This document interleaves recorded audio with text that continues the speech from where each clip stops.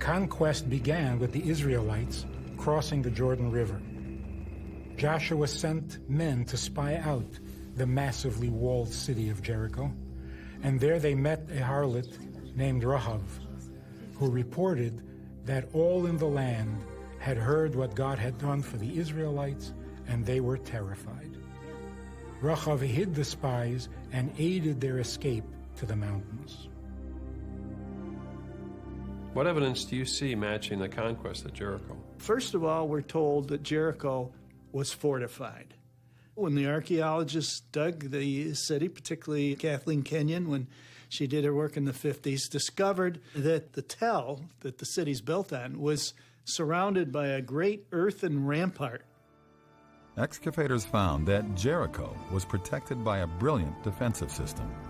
At its base was a stone retaining wall more than 15 feet high, with a defensive extension wall of mud bricks rising higher still. Beyond this was the rampart, a steep slope covered with a slick surface of white plaster, where attackers would have been exposed to arrows and sling stones from above. At the top of this rampart was the main city wall, also made of mud brick, this one more than 25 feet high and 10 feet thick. Imagine the dread and the desperate panic of the people of Jericho.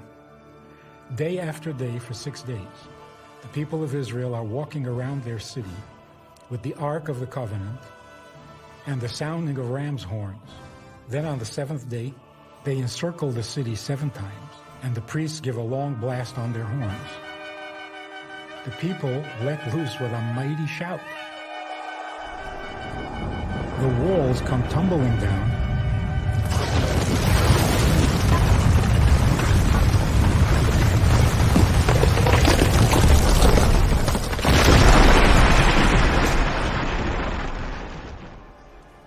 allowing the Israelites to climb up into the city, taking it and commencing the conquering of the land of Israel. Well, when the city met its end, these mud brick walls collapsed, and they actually fell down to the base of the stone retaining wall. Kenyon describes it very clearly and in detail in her excavation report. And then we're told they set the city on fire. And that's exactly what we find. Jericho was massively destroyed by fire. Kenyon said it was very clear that within the city, the walls of the buildings had fallen as well. And she says that the walls fell before the fire. And so we have the sequence that we read in the Bible. First, the fallen walls, and then the city being set on fire by the Israelites.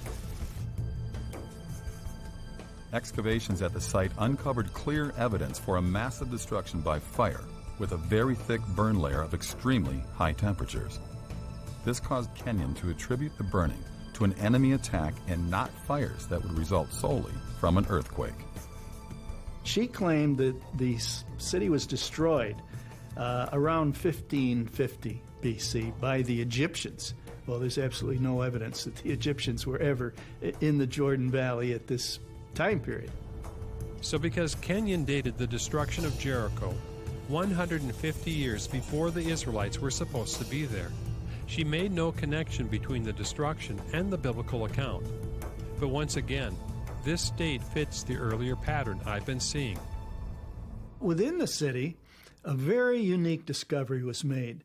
Both Garstang and Kenyon found in the houses that they excavated many jars full of grain that were stored there. The store jars in the city were pretty full. That suggests the harvest had only recently been gathered in, and the details in the biblical account point to an event that happened sometime in the spring, and down there in the Jordan Valley, spring is when the harvest is gathered in, the grain harvest. When the Israelites crossed the Jordan, the first thing they did was celebrate Passover. Well, when is Passover? Again, the spring of the year. The full jars also indicate that if this was a siege, it was very short, unusual for a strong fortified city such as Jericho. And that matches the biblical account because the siege was only 7 days. Otherwise, the people inside would have consumed a lot of that grain if it dragged out for months. Was the grain found all over the city? Yes. In every house that was excavated, they found jars of grain. There's one other intriguing detail at Jericho that fits the Bible remarkably well. It had to do with a promise made to Rahab. She actually lived in the city wall, and after hiding the spies, they promised her that she and her family would be protected when they attacked the city. And they kept their promise. She had marked her home with a scarlet cord, which she hung out the window. But if her house was built into the city wall, how could it have survived? I came across the actual archaeological report that the German excavator of Jericho, Ernst Sellen, had published in 1913. He was the first to conduct a major excavation of the site, and I could see that his work was impressive, but now seemed to have been forgotten. Here were detailed plans and photographs, including one part of the site, which echoed the Rahab story in an unexpected way. The Germans found that in this one short stretch on the north side of the city, there were houses built on the rampart between the lower city wall and the upper city wall, and some of those houses were built right up against the lower city wall. They found that the city wall did not fall in this area. So that provides an explanation for how the spies could have saved Rahab and her family, because God brought the wall down everywhere else except where her house was, and we have archaeological evidence to back that up. Well, what if people say, well, you're biased? I think everybody in the field is biased, one way or another. I admit my bias. However, I cannot make up the evidence. I cannot plant it in the ground. I have analyzed it and compared it to the Bible, and I see, wow, it matches exactly. That's science. Look at your evidence and come to a conclusion based on the evidence.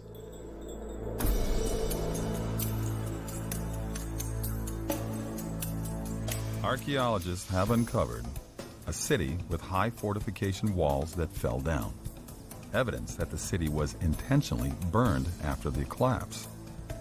Storage jars filled with charred grain, evidence of a short siege in springtime, and a section of houses within the wall, miraculously preserved, just as in the biblical account. According to the biblical account, Joshua spoke a curse against anyone who would rebuild the city of Jericho. And the archaeology shows that after the destruction, the city of Jericho was indeed abandoned for centuries. But of course, this all happens in the wrong time in the view of most scholars. Bryant Wood believes that Kenyon misdated the pottery at Jericho, resulting in a wrong destruction date.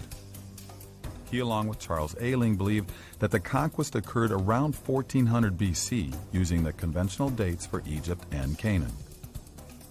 However, David Roll and John Bimson have a different idea.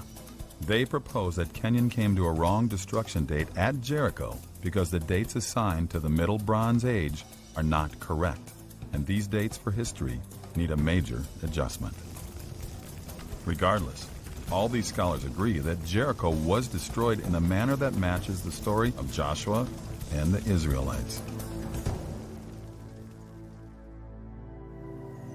But there's more to the conquest than just Jericho. Spies had reported that Canaan was a beautiful land